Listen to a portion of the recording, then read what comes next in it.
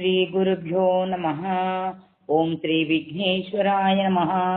ఓం నమో నారాయణాయ. ఓం నమ శివాయ. నమ శివాయ. కాశీ రహస్యము గురించి మనం తెలుసుకుంటున్నామండి కూలంకషంగా. మరి నిన్నటి రోజున కాశీలోనే కాక ఇతరత్ర కూడా మరణించినా కూడా కాశీలోనే ఎందుకు ఆ అస్థికలు అవి కలపటం, దాని గురించి విశేషంగా మనం తెలుసుకున్నాము. అలాగే ఇక ఈ రోజున విష్ణుమూర్తి హృదయం నుంచి కాశీ ఎలా ప్రాదుర్భావం అంటే అంకురం చెందింది, కాశీ చెందినప్పుడు అలా వచ్చినప్పుడు ఋషులకి విష్ణుమూర్తికి జరిగిన సంవాదం, వీటి గురించి ఒక కథ రూపంలో తెలుసుకుందామండి. మహాపుణ్యప్రదము మోక్షప్రదము అయిన భాగీరథి తీరాన విష్ణువు అర్ధచంద్రాకృతిగా కాశీని సృష్టించి విష్ణువు శివుడికి ఇచ్చాడని మనం విన్నాము. ఆ కథను వినిపించవలసింది అని శిష్యుడు దీపకుడు అడక్క వేద ధర్ముడైన గురువు ఇలా చెప్తున్నారు. వత్స మహాప్రాజ్ఞుడా, ఏ కథ పాపాలని నాశనం చేస్తుందో ఆ కథను వినిపిస్తాను, విను.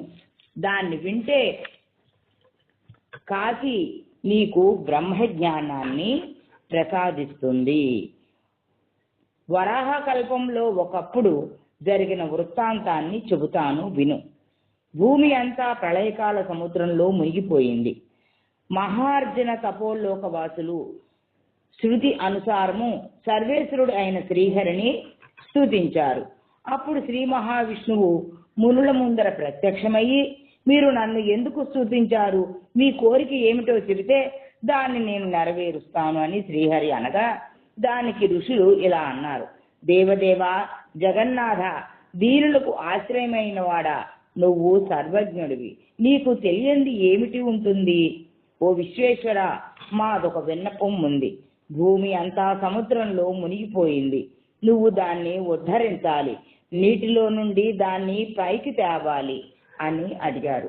భూమి అంతా నీటిలో మునిగిపోగా జలం పైన ఒక గొడుగు ఆకారంలో జ్యోతి ప్రకాశిస్తోంది. ఏమిటది?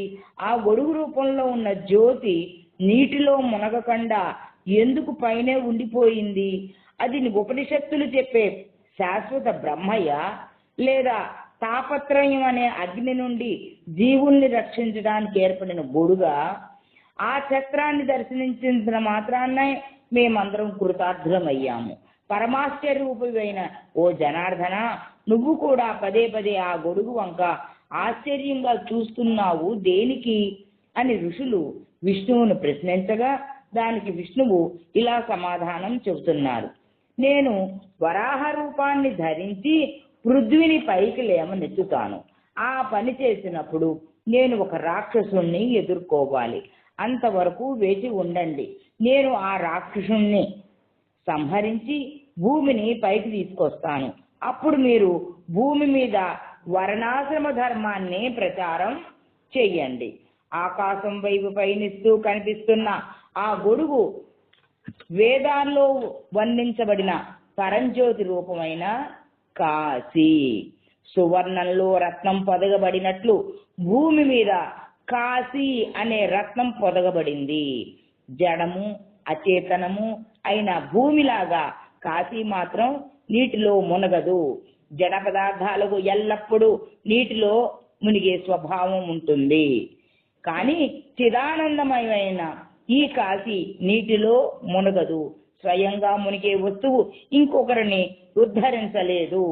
ఈ నియతి లౌకిక దృష్ట్యా మనకు స్పష్టం అవుతుంది అని విష్ణువు చెప్పగానే ఋషులు విష్ణువుని ఇలా స్తుతించారు. వాసుదేవ, జగన్నాథ, విశ్వనాథ, జగన్మయ, వాసుదేవ, మహాదేవ, బ్రహ్మరూప, నీకు నమస్కారం అంటూ స్తుతించి వారు విష్ణువుని ఇలా అడిగారు.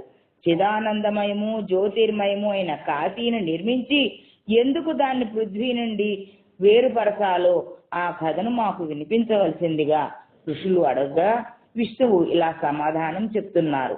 పూర్వకాలంలో ప్రజలు ధర్మపరాయణులుగా ఉండి మోక్ష ప్రాప్తి కోసం తపస్సు మొదలుగా గల సాధనలు చేయసాగారు. కానీ వారికి ఇంద్రియాలు, ఇంద్రియ విషయాలు వారి మోక్ష ప్రాప్తికి విఘ్నాలుగా తయారవడం చేత వారు నా దగ్గరకు వచ్చి విఘ్నాలు లేకుండా మోక్ష ప్రాప్తిని కలిగించే మార్గాల్ని సూచించవలసింది అని ఇలా విజ్ఞప్తి చేశారు. మేము నానా తీర్థాలని సేవించాము, సదాచారాన్ని అవలంబించాము, విశేషమైన తపస్సు, జపం, దానం, ధర్మం చేశాం. కానీ మాకు చిత్తశుద్ధి కలగలేదు. మనశుద్ధి లేనిదే మోక్షం కలగదు. మేము ఈ భవసాగరాన్ని ఎలా దాటగలం? ఏ ధర్మ సూక్ష్మం వల్ల మాకు ముక్తి లభించి ఈ పాప భవసాగరాన్ని దాటగలమో తెలియదు. నువ్వు సర్వాత్మకుడువు, జీవులకు జీవహేతువు. ఏ విద్యా బీజం వల్ల సంసారానికి హేతువైన ఆ విద్య నశిస్తుందో ఆ విద్యను మాకు ఉపదేశించుము. మేము నిన్ను శరణు వేడుతున్నాము. ఇంద్రియ విషయ పాశాలదే మేము సంధింపబడ్డాము. ఇంద్రియ విషయాలచే బాధింపబడుతున్న మాకు నువ్వు తప్ప వేరే శరణ్యం లేదు. ఆ విద్యను దూరం చేయడానికి వేద శాస్త్రానుకూలమైన యుక్తిని మాకు ప్రసాదించుము అని ఋషులు మోక్ష మార్గాన్ని ఉపదేశించవలసిందిగా వేడుకొనగా వారితో విష్ణువు ఇలా చెప్పారు. పుణ్యజనులు అయిన ఋషులు చెప్పిన మాటలను విన్న విష్ణువు లోకముక్తి కొరకు తన హృదయంలో లింగ రూపధారి అయిన శంకరుణ్ణి తన హృదయం నుండి బయటకు తీసుకువచ్చాడు. అలా విష్ణు హృదయం నుండి బయటకు వచ్చిన లింగం పంచక్రోశాత్మకంగా వృద్ధి పొంది పాతాళం నుండి వైకుంఠం వరకు ఊర్ధ్వముఖంగా వ్యాపించింది. నా ఇష్టదైవం అయిన పినాకపాణి భవాని సహితంగా కైలాసం నుండి క్రిందకి దిగి వచ్చాడు. పరానందము, జ్యోతి రూపము, నిర్మలము అయిన ఆ లింగాన్ని చూసి రుద్రుడు అటువంటి లింగాన్ని సృష్టించినందుకు నన్ను ప్రశంసిస్తూ ఇలా అన్నారు. నీచే ప్రకటితం అయిన ఈ జ్యోతిర్లింగం సర్వ ప్రాణులకు ముక్తిని ప్రసాదిస్తుంది. ఆ రుద్రవచనాన్ని విన్న నేను శుద్ధ సత్వాత్మకము స్థాను రూపుడు అంటే పాతాళం నుండి వైకుంఠం వరకు వ్యాపించిన వాడు అయిన రుద్రుణ్ణి నీవు 100 వేద మంత్రాలతో స్తుతించాను. ఆ రుద్రుడు ఒకప్పుడు లింగాకారంలోనో, వేరొకప్పుడు దండాకారంలోనో, ఛత్రాకారంలోనో లేదా పిండాకారంలోనో, త్రికోణాకారంలోనో మునులకు వారి వారి భావనను అనుసరించి కనిపించేవాడు. కాశీ జ్వాలారూపమైన లింగాకృతి కలది. ధ్యానించే వారికి కాశీ ఆనందమయ లింగ రూపంగా ఉన్నది. అది జడం కాక చైతన్య రూపి అవటం చేత ఛత్రాకారంగా విస్తరించింది. పృథ్వీ జడం అవడం చేత ప్రాణులు, పర్వతాలు, అడవులతో సహా నీటిలో మునిగిపోయింది. లింగం చైతన్య రూపం అవడం చేత మునగకుండా ఆకాశంలో గొడుగు వలె నిలబడి ఉన్నది. జాగ్రత్తగా వినండి అమ్మా అందరూ కూడాను. జడ చైతన్యములు ఐక్యత ఎట్లా సంభవించింది అన్నది ప్రధానమైన చర్చనీయాంశంగా ఉన్నది. బ్రహ్మజ్ఞానులైన మహాభావులకే అది గ్రాహ్యమైంది. బ్రహ్మరూపమైన కాశీ జడరూపమైన పృథ్వీతో కలువలేదు. మహర్లోక, జనలోక, తపోలోక వాసులు, మునులు పృథ్వీ జనంలో మునగడాన్ని, కాశీ ఛత్రాకారంలో పైన ఉండడాన్ని అందరూ కూడా చూచారు. మరి అందరికీ అర్థమైందండి. కాశీ జ్వాలారూపంలో అయిన లింగాకృతి కలది. మరి ధ్యానించే వాళ్ళకందరికీ, చేసుకునే వారందరికీ కూడాను ఆనందమయంగా లింగ రూపంలో కనిపిస్తుందంట. మరి ఇటు జడము కాక చైతన్యం కాక ఉండడం చేత అది గొడుగు ఆకారంలో కనిపిస్తుంది కాశీ. మరి పృథ్వీ జడం అవడం చేత ప్రాణులు, పర్వతాలు అన్నీ కూడా జలంలో మునిగిపోయినాయి. అవి కదలిక లేవు కాబట్టి. అదే లింగం చైతన్య రూపం అవడం చేత మునక్కండా ఆకాశంలో గొడుగు వలె నిలబడి ఉన్నది. లింగం అనేది చైతన్య రూపంలో అంటే కదులుతోంది. చైతన్య రూపంలో ఉండడం వల్ల అది గొడుగు రూపంలో తేలుతూ ఉన్నది. అదే పర్వతాలు, ప్రాణులు అన్నీ కూడా జడం అవ్వడం వల్ల కథలవు కాబట్టి అవన్నీ కూడా మునిగిపోయి ఉన్నాయి. ఈ కాశీ నా చేత నిర్మింపబడలేదు, అవిద్యావంతులు కాశీ కేశవునిచే నిర్మింపబడిందని అంటారు. జడ పదార్థాన్ని నిర్మించవచ్చును, కానీ స్వయం సిద్ధమైన పరమాత్మను ఎవరు సృష్టిస్తారు? నేను వరాహ రూపాన్ని ధరించి భూమిని జలం నుండి ఉద్ధరించగానే నాకు ప్రీతిపాత్రమైన కాశీ తిరిగి భూమి మీద స్థాపించబడుతుంది. అది మనకి ఎప్పుడైతే కాశీ ఎప్పుడొచ్చింది? వరాహ రూపాన్ని స్వామి విష్ణుమూర్తి ధరించి ఆ భూమిని ఎప్పుడైతే రక్షిస్తారో అప్పుడు మనకి కాశీ ఉద్భవిస్తుంది అని చెప్తున్నారు విష్ణువు ఋషులతోటి. ఈ విధంగా ఋషి ముఖ్యులతోటి చెప్పి విష్ణు భగవానుడు ఆది వరాహ రూపాన్ని ధరించి జలంలో మునిగి ఉన్న పృథ్వీని పైకి తీసుకువచ్చాడు. అప్పుడు కాశీ పృథ్వీతో ఏకమై తిరిగి జీవులకు మోక్షాన్ని ప్రసాదించసాగింది. కాశీలోని పాపులు, జ్ఞానులు, ధర్మాన్వితులు, స్థావరాలు, జంగమాలు అయిన సమస్త జీవులు నిశ్చయంగా సదా శివునిలో ఐక్యం అవుతాయి. గంగా నది సమస్త తీర్థాలకు దేవతలకు శరణ్యము. శంకరునకు నివాస స్థానము అయిన కాశీ గుణవంతులకు ప్రార్థనీయం కదా అని విష్ణువు ఋషులతో చెప్పాడని గురువు శిష్యునికి కాశీ మహిమను గురించి ఇంకా ఇలా చెబుతూ ఉన్నారు.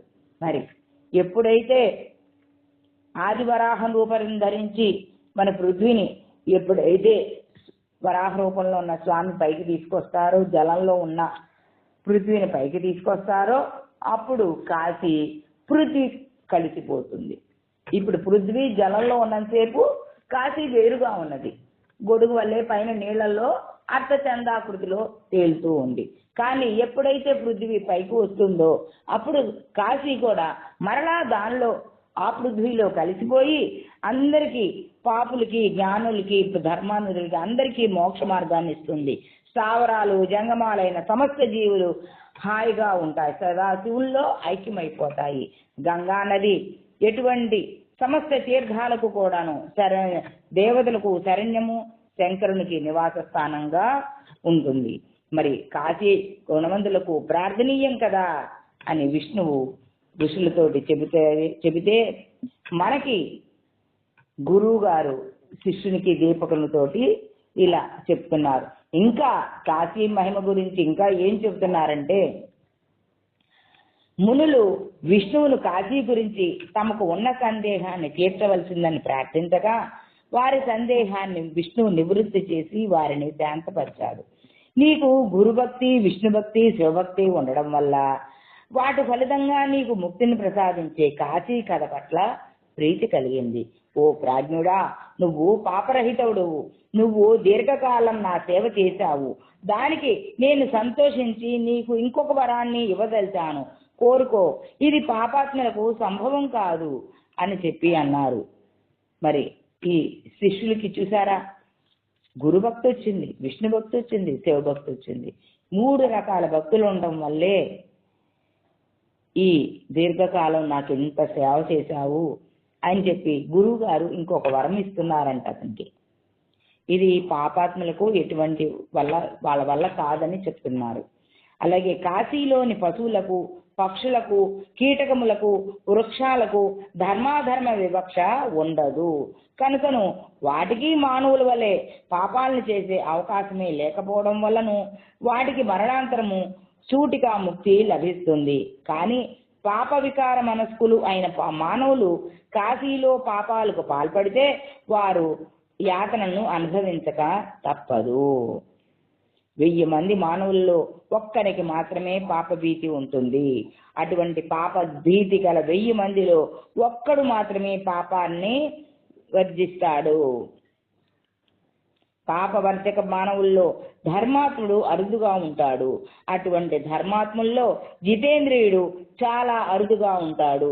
అటువంటి జితేంద్రియుల్లో సాధనా చతుష్టయ సంపత్తి అంటే వివాకము, వివేకము, వైరాగ్యము, సమాశక్త సంపత్తి అంటే శమము, దమము, తితీక్ష, ఉపరతి, నాకు శ్రద్ధ, సమాధానము, ముముక్షుత్వము ఇవన్నీ కలిగిన ముముక్షువు చాలా అరుదుగా ఉంటారంట. సాధకుల్లో బ్రహ్మత్వ భావాన్ని పొందిన వారు చాలా అరుదుగా ఉంటారు. అతి దుర్లభమైన విషయం. కానీ అటువంటి బ్రహ్మత్వ భావాన్ని కాశీలో అతి సులువుగా ప్రయాస లేకుండా మరణాంతరం మానవులు పొందుతూ ఉంటారు. మహత్తరమైన గురుసేవ యొక్క ఫలాన్ని నీవు పొందగలిగావు. పాపాత్ములు గురుసేవ చెయ్యరు, వారికి గురుభక్తి ఉండదు, వారు ఆత్మవంచకులు. గురువును సంతోషపెట్టడం వల్ల మానవుడు శాశ్వతమైన బ్రహ్మత్వాన్ని పొందుతాడు. నీ గురుభక్తి వల్ల నువ్వు శివకేశవుని ఇద్దరినీ చూడగలిగావు. నీ గురుభక్తి వల్లనే నువ్వు కాశీని దర్శించగలిగావు. నీ గురు సేవకు సంతోషించి నేను నీకు కాశీ మహిమను చెప్పాను. ఈ కాశీ మహిమను సత్పురుషులకు మాత్రమే చెప్పాలి. సత్పురుషులు కాని వారికి దీనిని చెప్పరాదు. అందువల్ల మానవులు ఎల్లప్పుడూ సత్పురుషుల సేవలు చేసి వారి ముఖతః సిద్ధి రూపిణి అయిన కాశీ యొక్క మహిమను వినాలి. ఈ కాశీ నివాసం వల్ల సమస్త పాపాలు నిర్మూలింపబడతాయి. కాశీలో మరణించిన ప్రాణులకు మోక్షం లభిస్తుంది అని గురువు శిష్యుని చెప్పగా శిష్యుడు గురువుని తిరిగి ఇలా అడిగారు. కాశీలో రహస్యంలోని 2వ అధ్యాయము ముగిసింది. ఇక 3వ అధ్యాయం గురించి రేపు చెప్పుకుందామండి. మరి గురువు గారు శిష్యునికి ఎంతో పుణ్యం చేసుకుంటేనే, ఎంతో భక్తి ఉంటేనే దీని గురించి వినగలుగుతారు, చేస్తారు అన్నారు. నేను నిజంగాను ఈ కాశీ రహస్యం గురించి మీకు అందరికీ తెలియజెప్పాలి. అందరికీ ఎంతో మందికి దీని గురించి తెలియని వాళ్ళు చాలా మంది ఉంటారు అన్న ఉద్దేశంతో అందరికీ తెలియజేయాలి, అందరూ తెలుసుకోవాలి ఈ రహస్యాన్ని గురించి అన్న ఉద్దేశంతో నేను దీన్ని చదవటం ప్రారంభం చేశాను. మరి ఎంతో మందికి గ్రూపులో, అంటే గ్రూపుకి వాట్సాప్ ద్వారా నేను పంపిస్తున్నానంటే ఆ గ్రూపులో ఎంతో మంది ఉంటారు. ఎంతమంది వింటున్నారు? అందరూ వింటున్నారా? లేదు, ఎవరో ఒకళ్ళు ఇద్దరు వింటున్నారు. ఆ ఒక్కళ్ళు విన్నా చాలు అన్న ఉద్దేశంతో నేను పంపిస్తున్నాను. నిజంగా అది అందరికీ ఆ అదృష్టం కలగదు. నాకు నిజంగా నా అదృష్టం వచ్చి నాకు ఈ పుస్తకం లభించింది. ఈ పురాణ పుస్తకం నాకు చాలా అదృష్టంగా భావిస్తున్నానండి. కార్తీక మాసం అయిపోయే టయానికి